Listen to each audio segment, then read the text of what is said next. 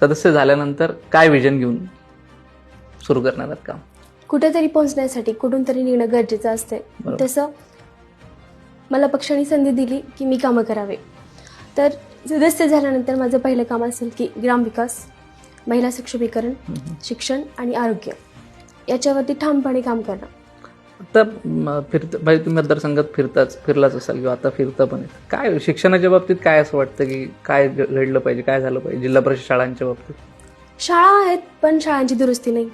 Open toilet आहेत, मुलींसाठी toilet नाही आहेत.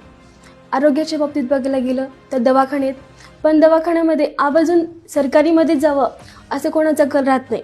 प्रायव्हेट दवाखान्यांकडे सगळी पडत का? कारण तिथं सुविधा नाही आहेत. बरोबर. ग्रामविकासच्या बाबतीत जर बघायला गेलं तर गावाकडचे रस्ते व्यवस्थित नाही आहेत.